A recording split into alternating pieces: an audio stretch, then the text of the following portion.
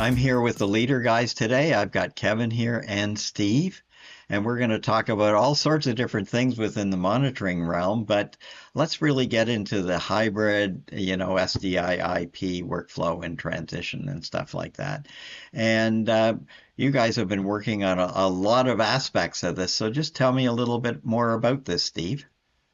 Yes. Well, our big thing is on the transition is trying to make it almost invisible to the operators. So the operators really don't need to know whether the information is coming in via SDI or whether the information is coming in via IP to keep their aspects perfectly clean.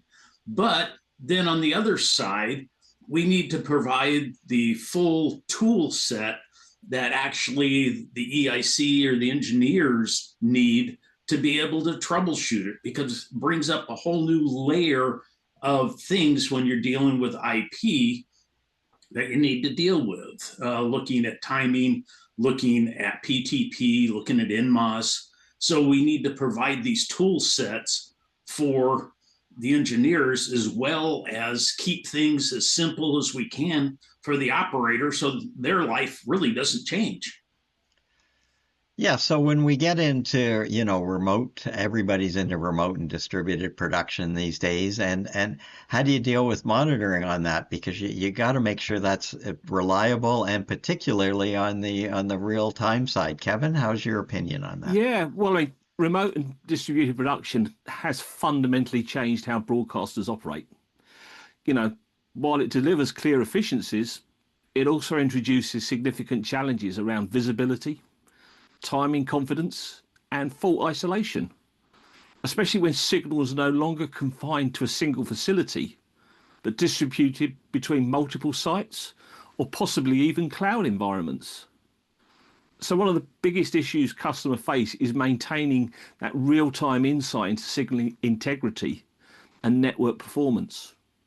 So with traditional SDI, problems are often easy to localize. In IP and remote workflows, issues such as packet loss, PTP instability, or intermittent timing errors can be far more difficult to detect and diagnose without the right tools in place. And this is where, we see the leader waveform monitors, especially with their hybrid SDI and IP analysis capabilities.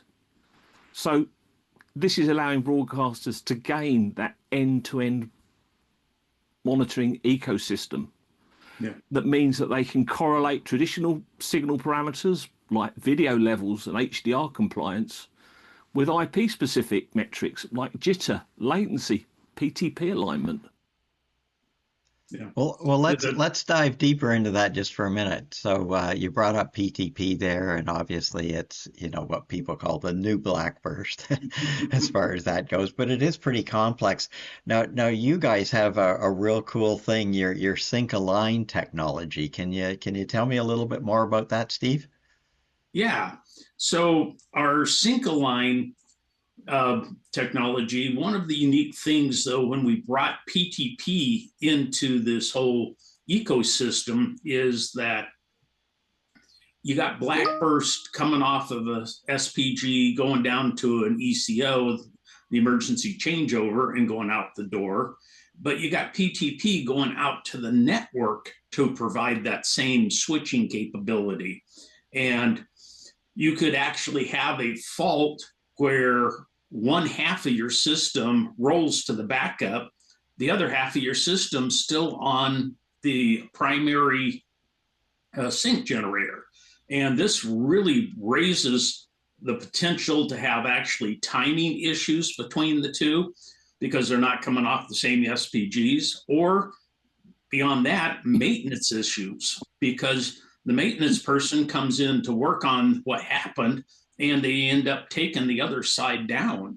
So our SyncAlign is a system where we've put in place that if one side switches, either the SDI side or the IP side, both sides will switch to the backup together.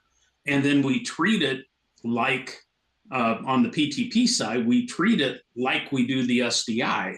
Once it switches, it stays there, and the engineer has to say it's okay, and I will bring it back, because PTP was designed to auto recover. But one of the issues we've had is where PTP kind of gets flaky and the system starts switching over, switching back, switching over, switching back, which can be just a nightmare in the video industry.